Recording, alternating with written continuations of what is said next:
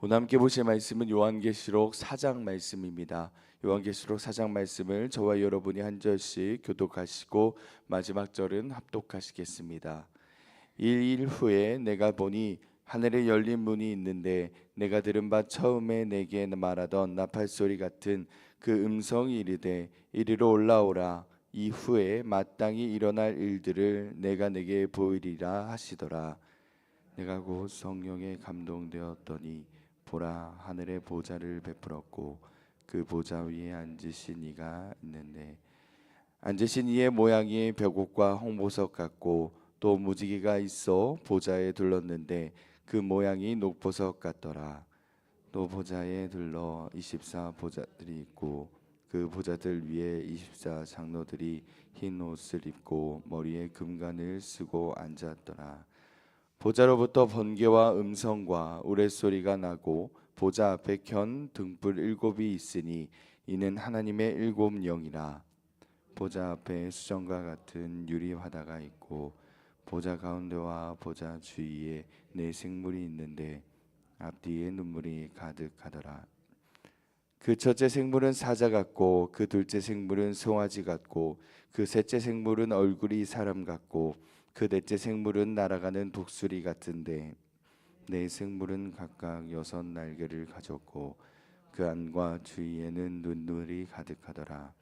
그들이 밤낮 쉬지 않고 이르기를 거룩하다 거룩하다 거룩하다 주 하나님 곧 전능하신 이여 전에도 계셨고 이제도 계시고 장차 오실 이시라 하고 그 생물들이 보좌에 앉으사 세세토록 살아계시는 이에게 영광과 존귀와 감사를 돌릴 때에 24 장로들이 보좌에 앉으신 이 앞에 엎드려 세세토록 살아계시는 이에게 경배하고 자기의 관을 보좌 앞에 드리며 이르되 우리 주 하나님이여 영광과 존귀와 권능을 받으시는 것이 합당하오니 주께서 만물을 지으신지라 만물이 주의 뜻대로 있었고 또 지으심을 받았나이다 하더라.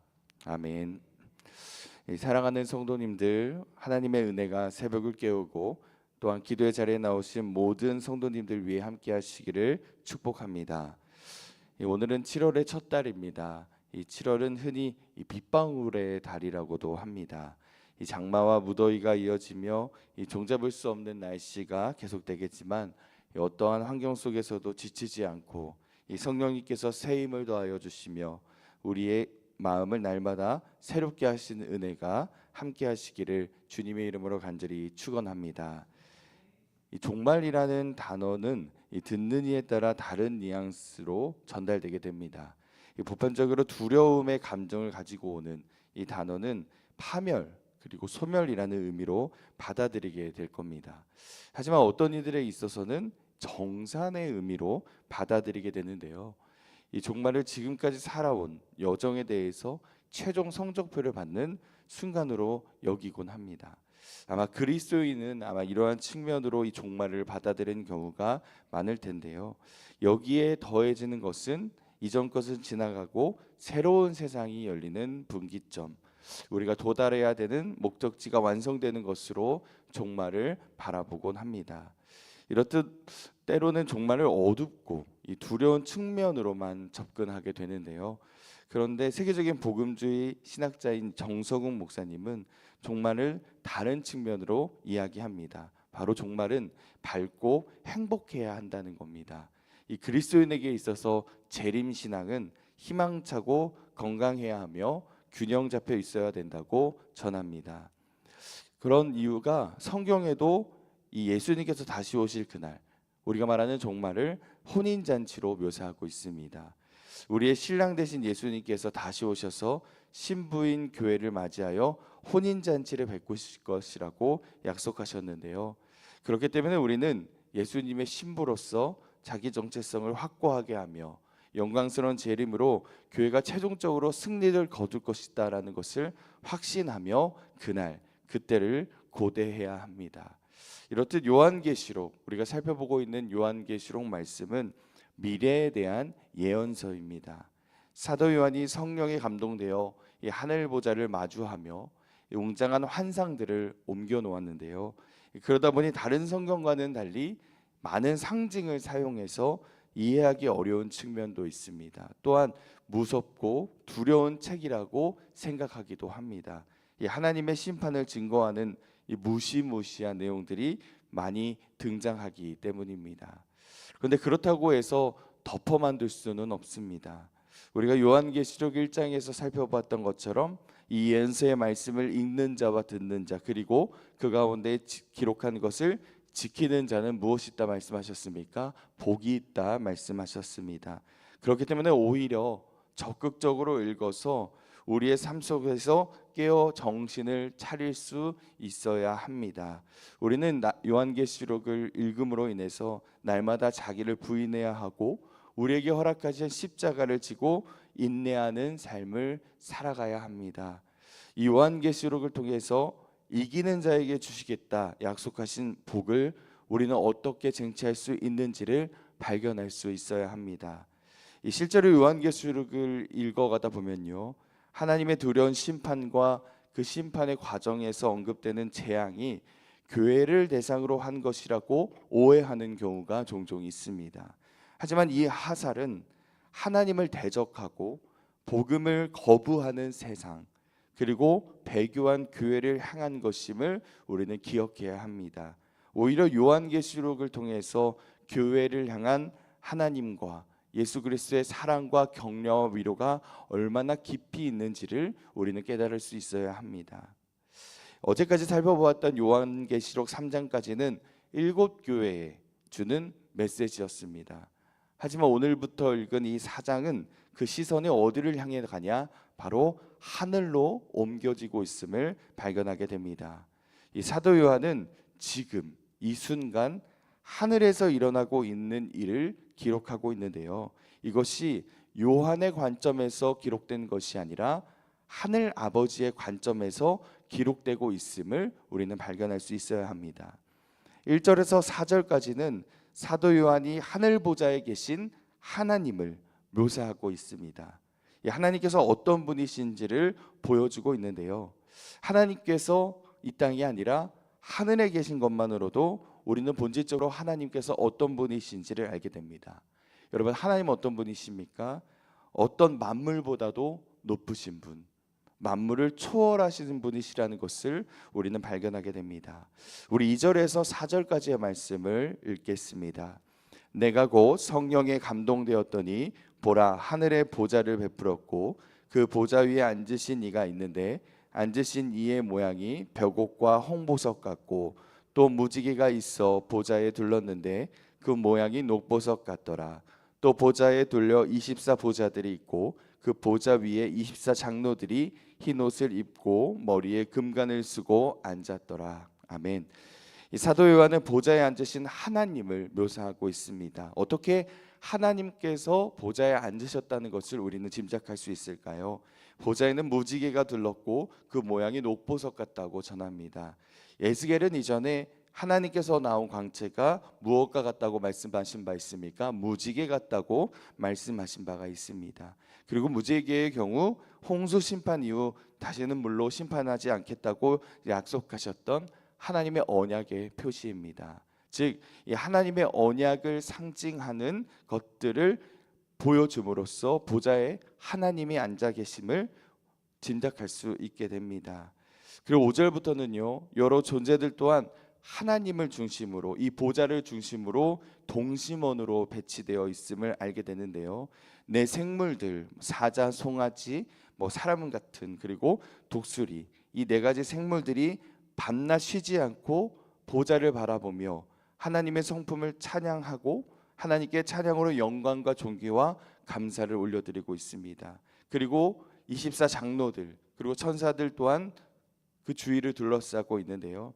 24 장로들도 보좌를 향해 엎드리고 있습니다. 그리고 자신들의 왕관을 올려드리는데요. 이건 무엇을 의미하고 있냐? 이 행위는 하나님의 통치에 대해 절대적으로 복종한다는 의미를 갖고 있습니다.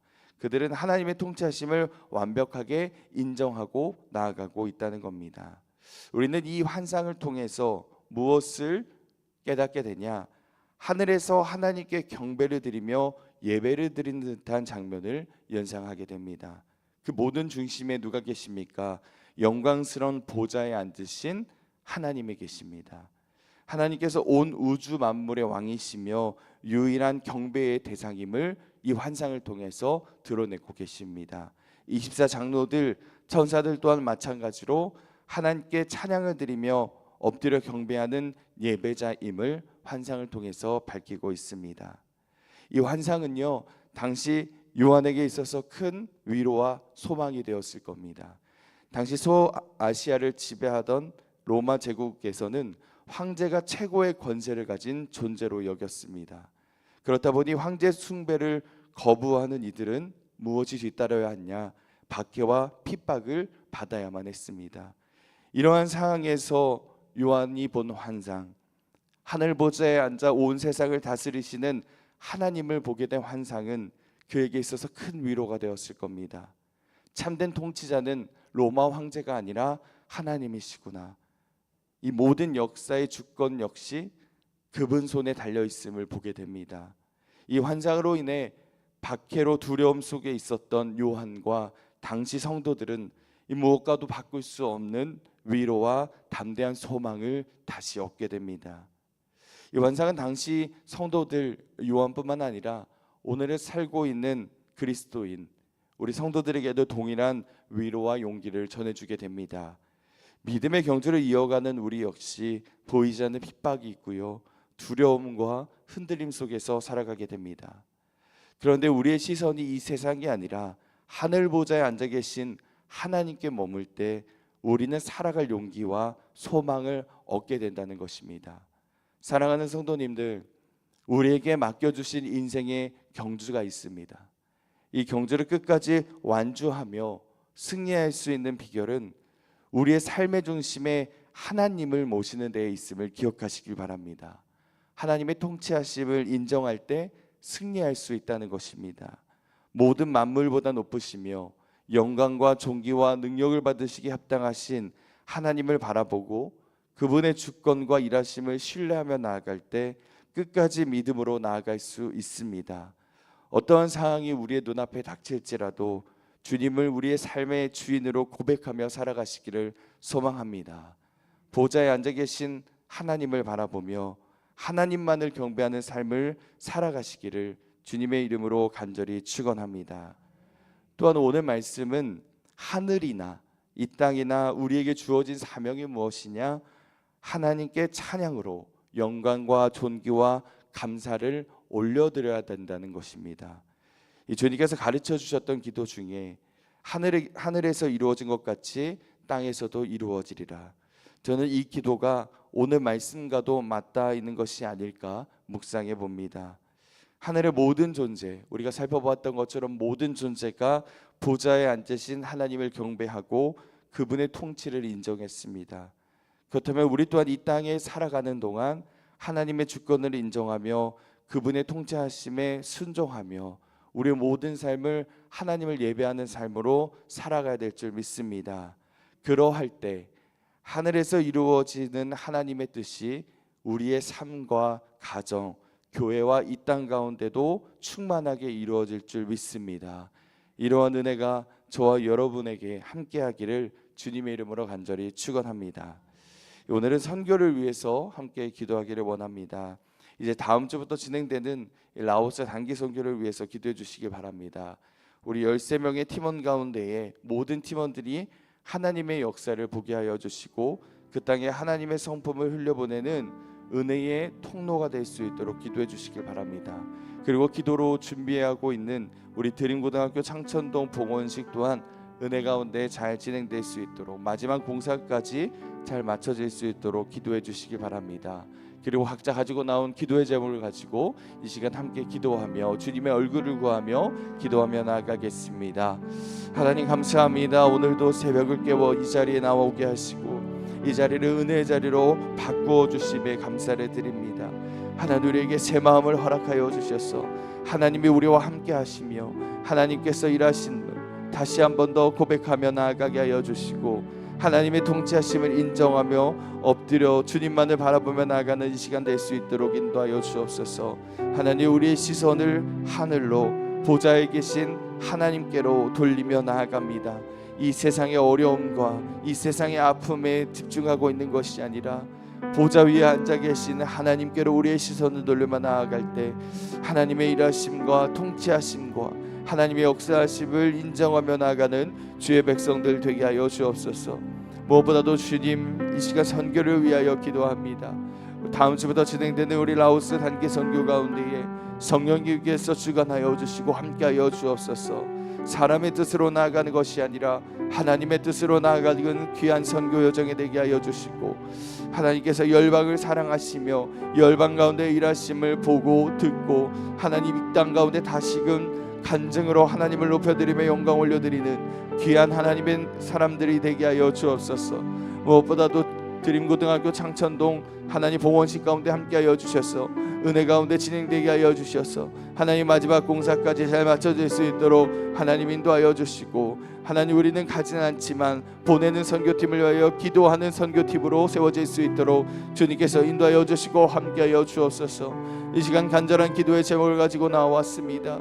하나님, 기도의 많은 제목들을 이 자리에 풀어놓기 전에 이미 하나님께서 들으시고 응답하여 주시다 말씀하셨으니 하나님 그 기도의 가운데 하나님 함께하여 주셔서 살아계신 하나님을 보게 하시며 하나님의 하나님 되심을 고백하며 나아가는 하나님 귀한 이 시간이 되게 하여 주옵소서. 새벽 제단을 주님께 올려드립니다. 우리의 심령을 깨트려 주시고 우리의 심령 가운데에 성령님께서 함께하여 주시사 부드러운 마음을 허락하여 주셔서 하나님의 말씀을 순종하며 나아가는, 결단하며 나아가는 하나님 이 새벽이 되게 하여 주옵소서. 주님께서 함께하실 줄을 믿습니다.